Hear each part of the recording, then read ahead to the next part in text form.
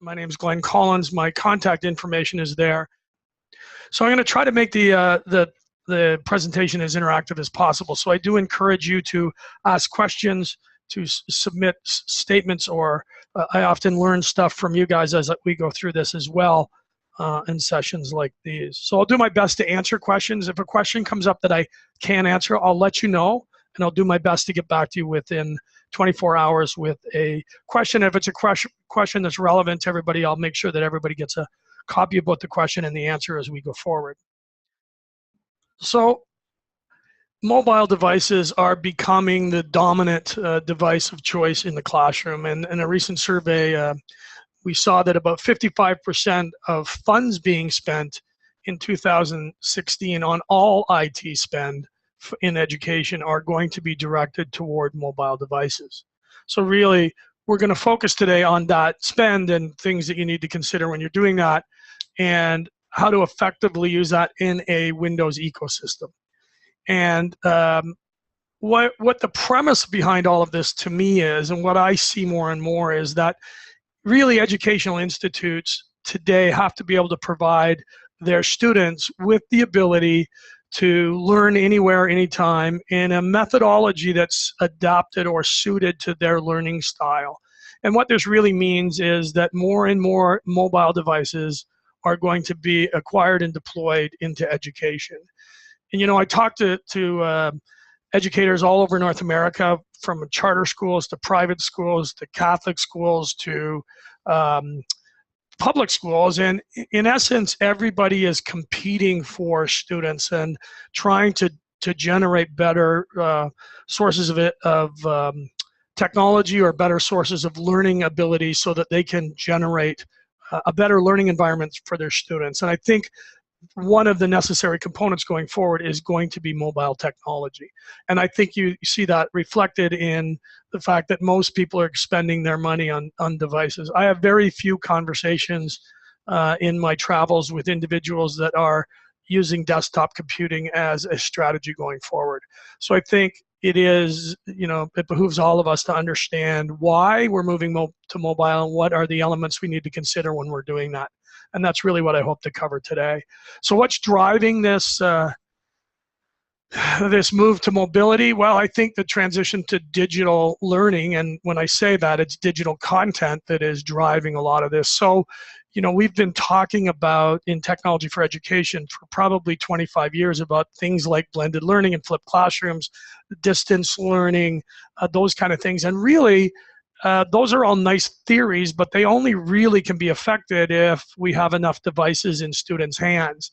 And until the last probably 24, 18 months, the price of devices made that impossible. And the ability to manage them and the cost of all the content made it impossible. But that's all changed in the last 24 months. And so we're seeing students, whether they're using their own devices or whether they're using school-provided devices, using tools like Wikipedia and Search and OpenClass, Khan Academy, doing blogs, doing projects, using content that's available to them through their school to do their homework, to read their textbooks, to learn, basically. And with that, the ability of teachers to use these tools to do blended learning, and for the first time ever, start to look at flipped classrooms, or bring in experts easily that they don't actually physically have to be in the classroom to do that. And we see teachers using the devices now to manage their online lessons, or their plans, or their lesson plans, collaborating teams and projects, looking at student assignments, delivering quizzes, etc. So we're really starting to see a transition to digital learning, and as a result, the tool, the access to that digital learning from a student standpoint is a mobile device of some description. In some cases, it could be their phone, it might be a Chromebook, it could be an Android tablet, a Windows tablet, or a Windows device. Today, we're going to focus primarily on the Windows devices and where they fit and things that you need to think about. So, you know, the last number I got was 22 states where they no longer fund hardcover textbook if a digital textbook is available. So we're seeing a move, even from a textbook standpoint. Every conceivable thing we understand about education is changing, and it's all moving to digital. And that's requiring us to have devices for students to use that are affordable, durable, all of the things we're going to touch on later today. It interests me when I start to do customer visits where I'm in high schools and I walk down the halls and I see no lockers anymore. I walk into the library and I see no books anymore. And it, for a guy who's been in the business for about 40 years, it is actually something that we've been talking about for a long time. So it's wonderful for me to see that come to fruition. And, last week I was in New York visiting a number of Catholic high schools, and where we deployed a bunch of technology, and the impact it's having on the kids' ability to learn is remarkable. And the excitement in the students is remarkable. And so we want to make sure that when we're working with folks like yourself, that we're providing you with more than just the device. And really that's what today is all about. I remember it wasn't that long ago, the internet didn't exist, and it wasn't that long ago where, as an educator, finding content was an issue. Finding free content, finding quality content, finding digital content that you could actually use in a classroom or in a lesson environment.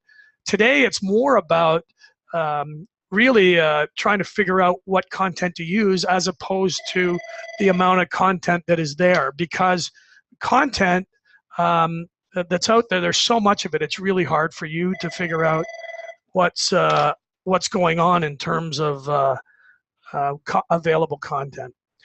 So things like, I find this funny, I was introduced to this a while ago, that your ability to take lessons from folks like Dustin Hoffman and Kevin Spacey for $90 for acting lessons. And if you were a drama coach or a drama teacher in a high school, that's pretty hard to compete with.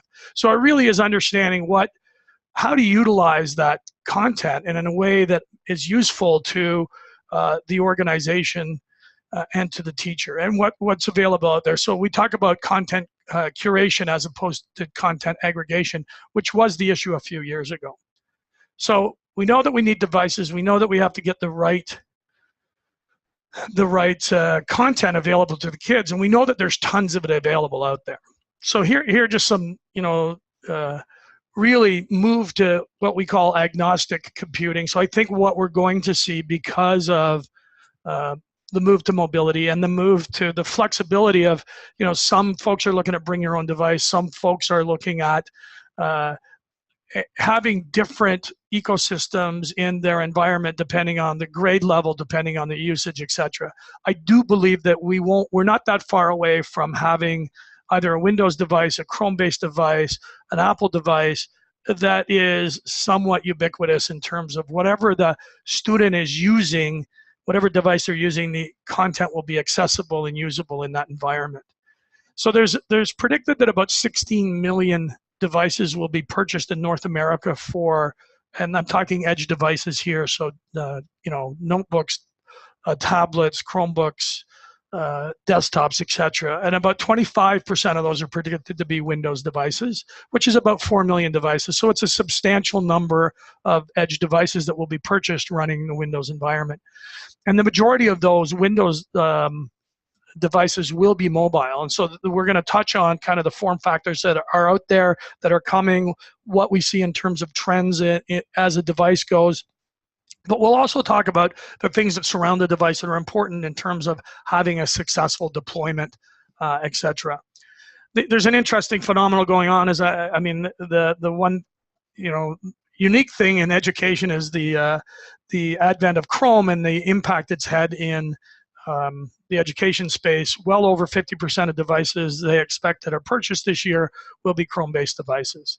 And then, of course, the balance, the other 25%, is made up of a variety of other devices.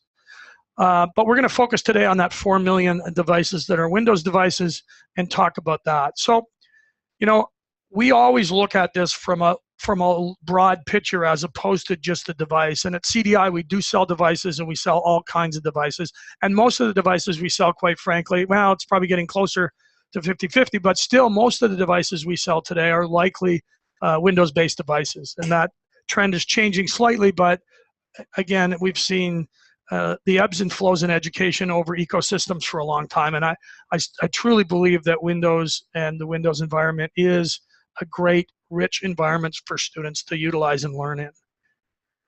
We look at that. We look at what's needed for a successful implementation, and I chose the word implementation as opposed to deployment because I think it's really important to look at implementation as the usability, support, total costs over a period of time for deployment of technology. So what do you get out of it?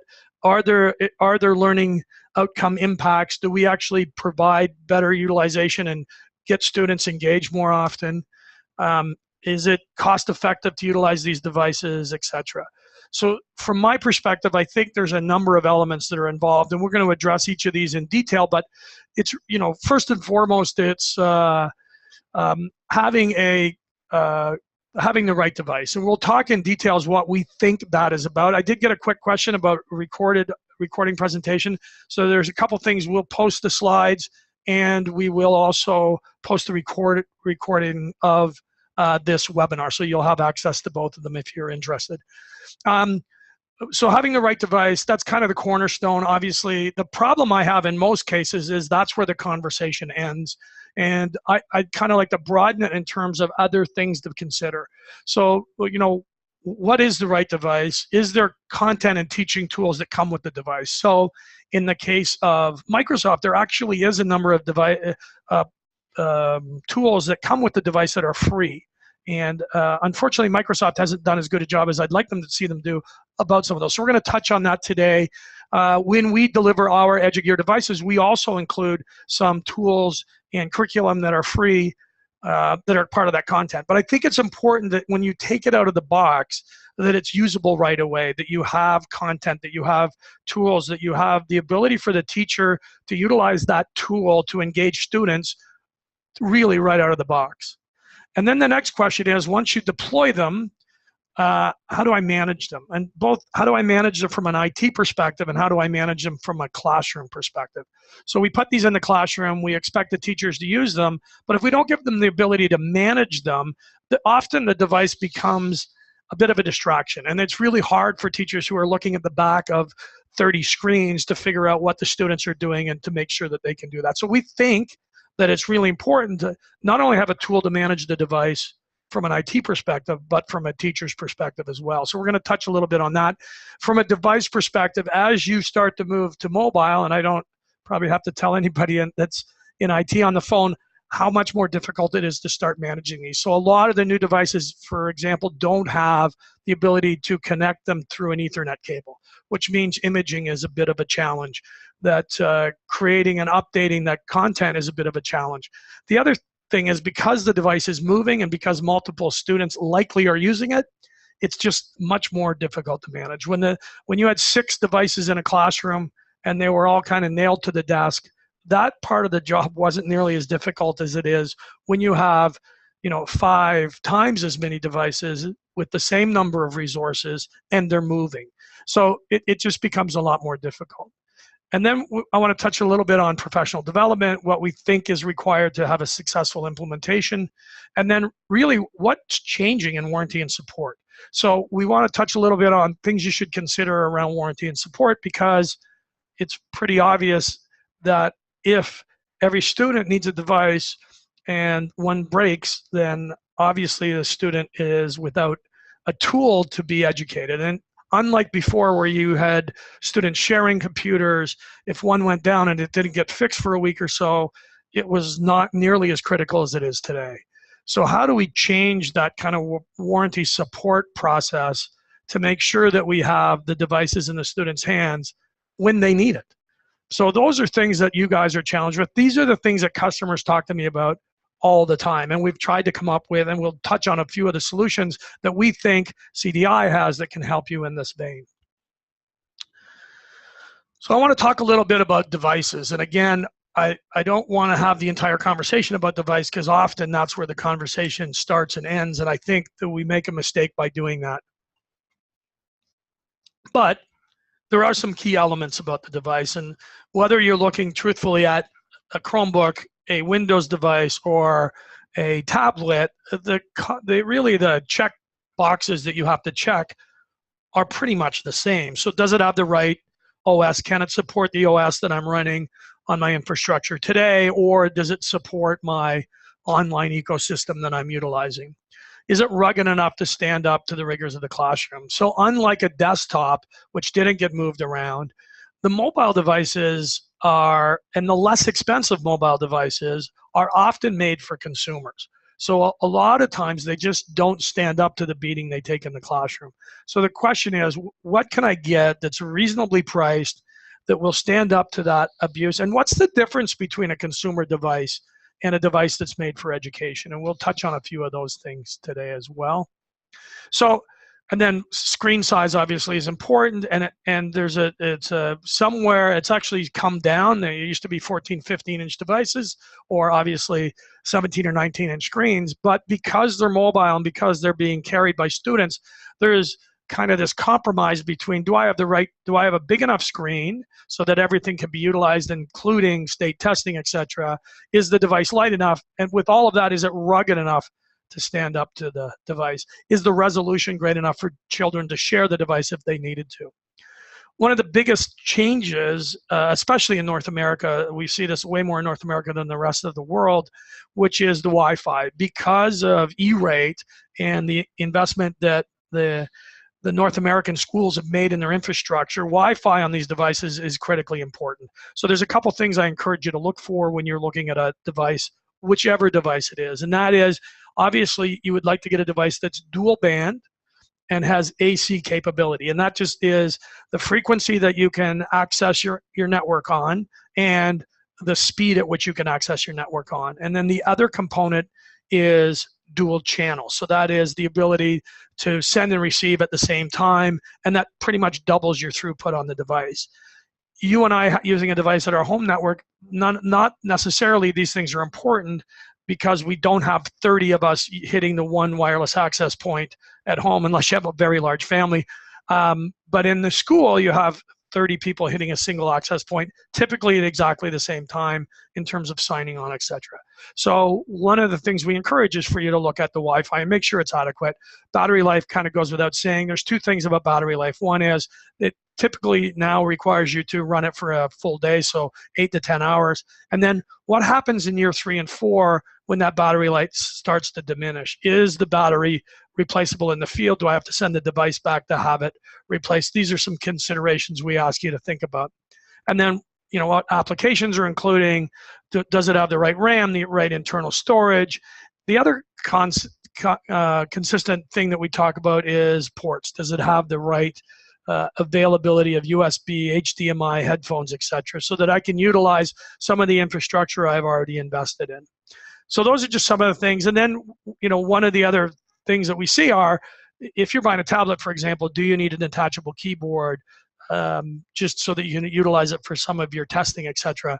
What are you going to do with it in terms of storage? What other accessories do you need? So at CDI and at EduCare, we've tried to kind of bring all of those pieces under a single roof so you can come to one place if you so desire to buy all of that stuff. So I'm going to talk a little bit about device management. Again, this is more from an IT perspective, but you know, having the ability to manage all your devices from a central location or a single portal is really important. And the ability to set and change security standards, policies throughout the organization is really important. So the resources in education are about a fifth of what they are in the commercial space in terms of support people per device. So in education, it's really important that you have the tools to be able to do this with less resources. So one of the things we encourage is everybody to look at mobile device management as they move forward. And we'll talk a little bit about some of the things we have to do that. But you know, the ability to manage your inventory, keep an eye on it. If it starts to move in places it shouldn't, how do I track it? If it gets lost or stolen, how would I wipe it out? Those kind of things. So it's not necessarily that important to teachers. They don't think about this, but certainly from an IT perspective, if you're going to move forward, you need to be able to make sure that you can do things like authenticate against your Active Directory, hopefully utilize your policies in Active Directory and push them to your mobile device management. You know, remote find and block and wipe any device that might be lost or stolen. Those are the kind of things that mobile device management is required for. So we encourage and we talk to our customers about not just providing the device, but providing a device with this kind of capability. And then from a teacher's perspective, and I noticed when I did the poll, there was a number of teachers on the line, which is fantastic. We're starting to see the requirement for classroom management. And when I say that, today, we sell way more classroom management than ever before. And that in the past, mind you, the good news is the price has come down substantially, but in the past, what we have seen is there wasn't a great need for it because you had 6 devices in a classroom. It was easy for the teacher to walk around and maintain that. But when you have 30 devices in a classroom and they're mobile and you're not sure what the students are doing on it, how do you manage those devices? How do you utilize them so they're not a distraction, but a good tool? And wherever we've deployed this and done the training properly for the teachers, it's a fantastic tool in terms of return on the total investment of that technology and utilizing it to engage students more effectively. So we very much encourage you to at least consider some form of classroom management. So in our Windows devices, we actually provide a free version. We have a pay version. We have a number of options for you that I would encourage you to talk to your rep about. We'll talk about a couple of them in a moment. But from a teacher's perspective, you can manage the device. You can lock all the devices with a click of a button so all the kids' heads pop up and they're paying attention again. You can do instruction. You can launch applications or sites. So for those teachers on the line, I'm sure if you're sitting in a classroom with 30 devices and you ask someone to go to a specific URL, it's a bit of a challenge to get everybody there at the same time without wasting a bunch of time. So this just streamlines that process and allows you to launch an app or launch a site from a single click of a button. And you can monitor what the students are doing, whether it's appropriate or inappropriate, and see what they're doing, not just what they're doing on their screens, but if something going on in the background, etc.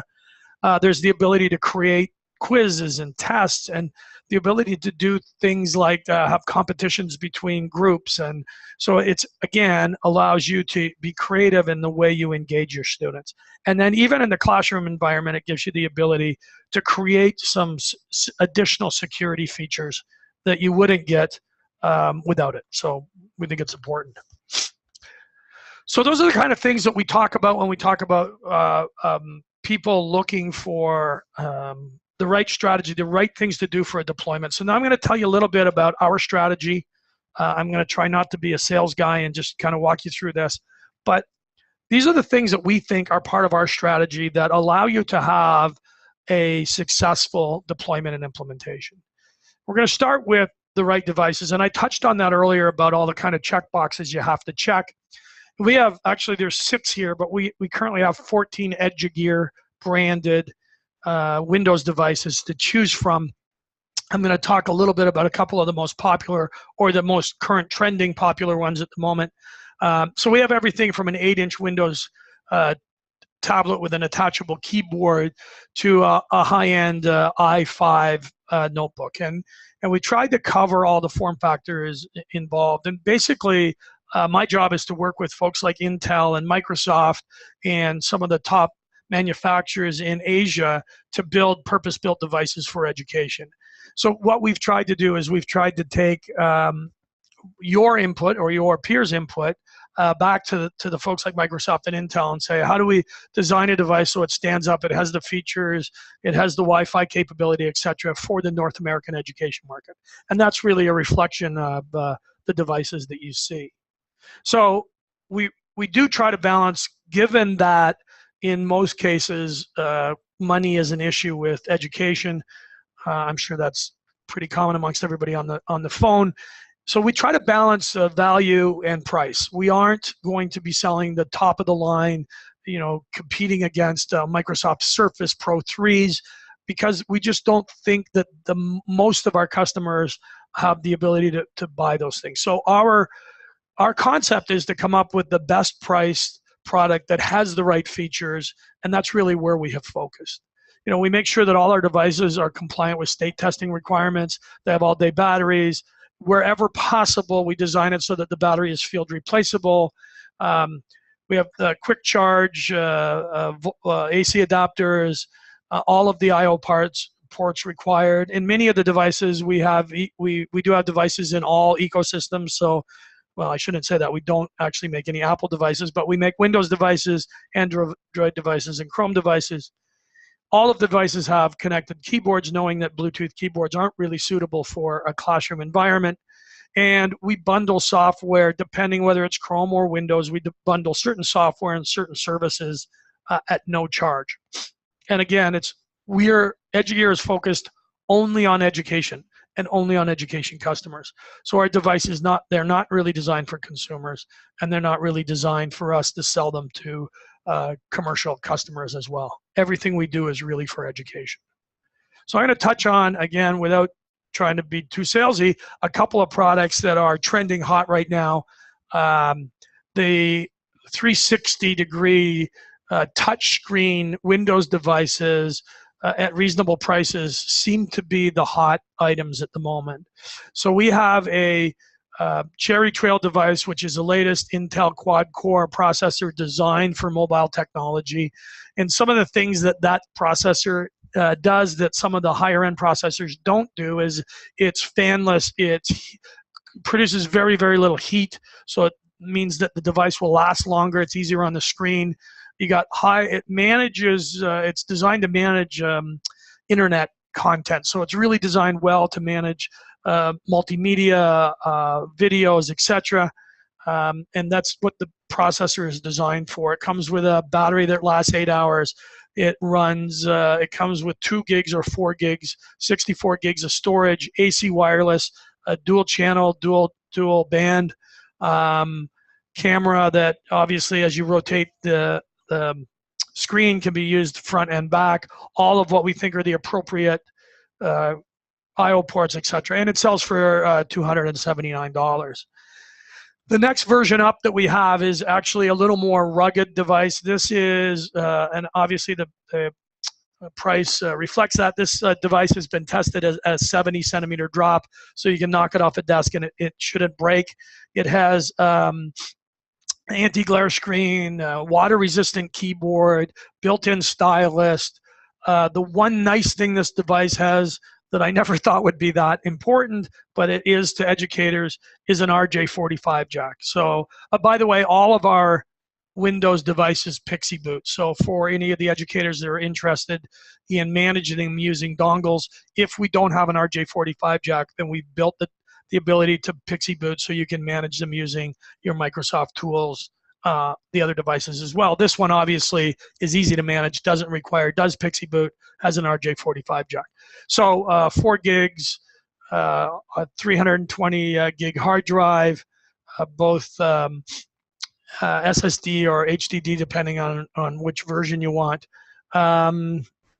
AC wireless, etc. So again, built it, and when you close this device, you will notice, you can't really tell on this, but the keyboard actually sticks out slightly larger than the screen. So when you shut it, there's a 1/16 of an inch that rounds it, and we did that on purpose so that if the device is dropped, that the keyboard actually takes the impact, not the screen. So you get a lot less screen breakage when you acquire these. So those are the two when we're at shows, and we've got 2-in-1 tablets. We've got fixed, no-touch, inexpensive 11.6-inch or 13-inch notebooks. But the two devices I just showed you are the most popular that we are getting feedback when we do the trade shows. So again, for the last 4 months, I've spent on the road talking to folks like yourself, and those seem to be the hot products right now. So I thought I would spend a minute on that. And then for mobile device management, we've looked at this in this slide already. And then from a classroom management standpoint, we have a couple of options. One of them is net support, which we provide free with the purchase of any Windows device for those devices. And then if you want to buy extra licenses for other devices in the school, we provide you a discounted price at that. We are just about to launch, and you'll see some emails from us shortly, a bundle from Microsoft and Lightspeed, which allows you to do both centralized management of the devices or mobile device management, and it also allows you to do classroom management. So in a Windows environment, this allows you to integrate your Office 365 in that tool. It does work with your Active Directory policies. You can manage all aspects of the device. It does have Microsoft Store portal integration, so you can manage the interactivity with the stores as well, and things like remote wipe and management. So it's the kind of standard things you see in a mobile device management. And it also has a teacher management tool that allows you to do the kind of things that teachers want to do in the classroom. So very much like net support, etc. And a number of other features. We could do a webinar just on this tool, and we likely will in the next couple of weeks if you're interested. So if you are interested, please reach out to your rep, and we'll make sure you get an invitation for the upcoming webinar. One of the things that we do with all our Windows devices is we include a product called MobiMax for a one-year subscription. And MobiMax is a K-8 integrated curriculum and teacher tool system. And I know that's a mouthful, but basically it is a online subscription that students can utilize to learn and teachers can utilize to help students learn. When I send this out, you'll see that there's URLs. I encourage you to go look at the videos that are online. The feedback we get in terms of student participation using this tool are astronomical. So the feedback from both the students and the feedback from teachers in terms of the impact this program has. So just anecdotally, I'll share a couple of comments with you. We did a deployment in Florida not that long ago, and we went back 90 days as we typically do and say, how's it going? How can we help? What other things can we do? And the feedback we got was that children were actually showing up to school early so that they could get on the device to use MobiMax. I mean, it's really designed for student engagement, and the feedback we get is great. Again, I was in New York at the Archdiocese with a bunch of schools last week, and I got similar feedback in terms of the utilization of the tool. We are running a webinar strictly on MobiMax on the 26th of April. If you're interested, again, please feel free to send me a note. I'll make sure you get an invitation or send it to your CDI rep. But it's included for 1 year, and one of the things we look at when we engage or partner with somebody is to make sure that their program isn't free the first year and ridiculously expensive the second year. So MobiMax is very affordable, quite frankly, shockingly affordable. They charge, I think it's full list is $99 per classroom, and as a teacher you can subscribe all of the students in all of your classes under that license. A school is less than $600 for all the classes and all the students. And if you sign up a district, that becomes even less expensive. So I talked earlier about Microsoft and some of the tools that they have available, and whether or not you're using them today, I'm not sure. The ones that I'm going to focus on to talk about are OneNote,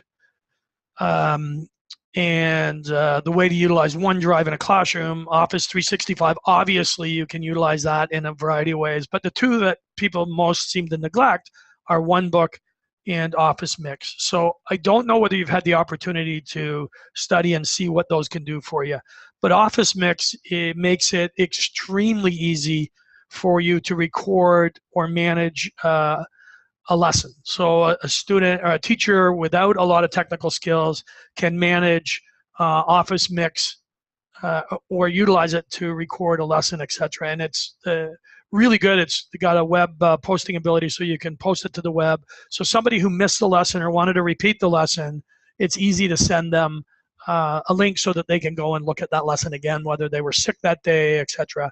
And it doesn't require a lot of work from the teacher standpoint to do it, which is a long way from the way it used to be when you had to record things. And the other one is OneNote. So OneNote is a tool that allows you to manage your classroom, to manage your assignments, to manage your handouts, to collaborate with students. And again, that's just to talk about that is hours on end about how good it is. But all I'll tell you is when I've sat in the sessions that Microsoft does at the trade shows where it's full of teachers, the teachers' jobs drop when they see that. They're astounded about how good that tool is. So I encourage you to reach out to the Microsoft OneNote website or to your local rep and to find out more about it, because it's a fantastic tool. And then from a professional development standpoint, because if there's one area that I think is missing, it's professional development. And so CDI has a variety of offerings in this environment, both from a technical standpoint and from a teacher standpoint. So, teachers often need help with just the pedagogy of using technology in the classroom. How do I deploy whatever the technology is? How do I utilize it? How do I engage teachers or students differently? What can I do with it to encourage students to be more engaged in learning? And then there's the applications that come with the device that are specific to teachers, things like classroom management, MobiMax, etc. How do we train them? And we can train them to utilize those effectively. From an IT perspective, it's often deployment training. How do I manage mobile devices in my environment? How do I integrate them with my current environment? But we also are doing a lot of self-maintenance. So we do a lot of training on how to do warranty repair. In a lot of cases, we teach students or teach a teacher to teach students so they can get a credit for doing the repairs in the school. So again, if that's something you're interested in, we encourage you to engage with us further. From a warranty standpoint, so I touched on this briefly, but really the needs for warranty have changed drastically since mobility has hit the world, and that is, you no longer can wait. I mean, it really is. I need a device fix. I need it fixed now. So we actually work with almost every customer to customize their warranty needs based on their unique needs, because everybody is slightly different. But in essence, most people need 4-year coverage. Most people are often looking for accidental damage coverage, and I did ask that question earlier in the poll just to see what your reaction was. And then, we have a lot of customers who do self-maintenance, so that's another option. But again, warranty has become a lot more important than it was a few years ago. So when you're looking at your total cost of ownership and you're looking at deploying and having a successful implementation, I encourage you to look at this as well. And then what do I do for my accessories, for my storage, etc. So